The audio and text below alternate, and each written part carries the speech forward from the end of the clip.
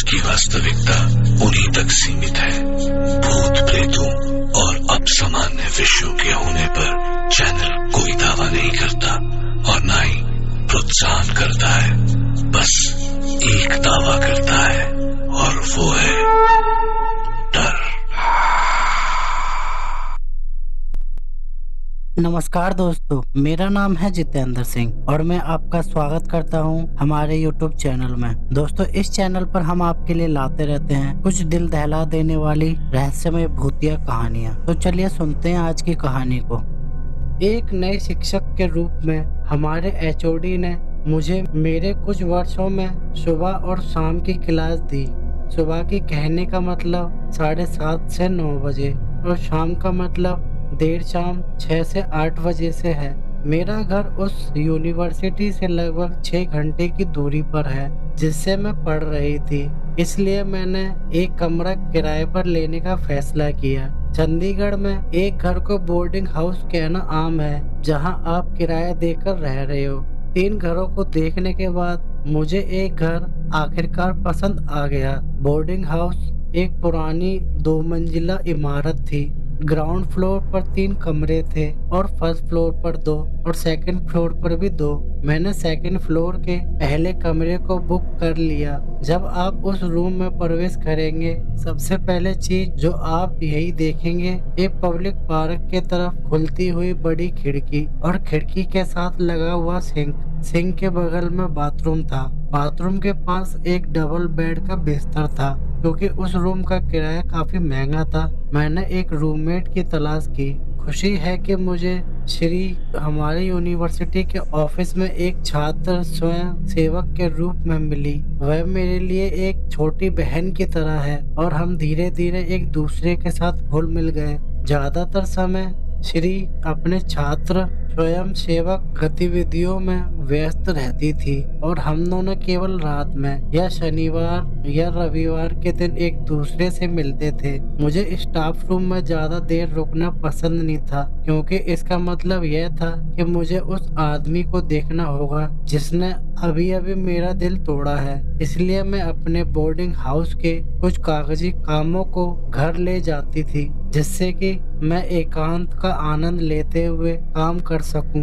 उस दिन भी कुछ ऐसा ही हुआ। मैं घर पर स्टूडेंट्स का प्रोजेक्ट रिपोर्ट चेक कर रही थी। छात्रों की खराब लिखावट के कारण मुझे सिर दर्द होने लगी और मैं अभी अभी अपने हाथों में कलम और कागज को पकड़े हुए झपकी लेती हूँ और कुछ देर में ही मैं सो गई। फिर किसी ने मेरे कंधे पर एक सौम्य झपकी के साथ मुझे जगा दिया। मुझे लगा कि जैसे मैं कल्पना कर रही थी या कोई सपना देख रही थी, लेकिन यह उस दिन लगभग 2-3 बार हुआ और मैं रूम में अकेली थी। लेकिन मैं इससे घबराई नहीं और मैंने बस यही दुआ की कि अगर ये सच में भूत है तो वह मुझे कोई नुकसान नहीं करे। एक दिन श्री ने घर की मेन गेट और हमारे रूम का की साथ ले जाना भूल गई। उसने मुझे एक मैसेज भेजा कि वह स्कूल से बोर्डिंग हाउस के लिए आ रही है और जब वह मेन गेट के पास आ गई तो वो मुझे फिर से टेक्स्ट करेगी। मैं उस दिन बिस्तर पर ही थी, उदास और अकेला महसूस कर रही थी। अपने अकेलेपन को दूर करने के लिए मैं अपने लैपटॉप से लव सॉन्ग सुन रही थी। लव सॉन्ग सुनते हुए मैंने अपनी आंखें बंद कर ली, जो मैं आमतौर पर किया करती थी।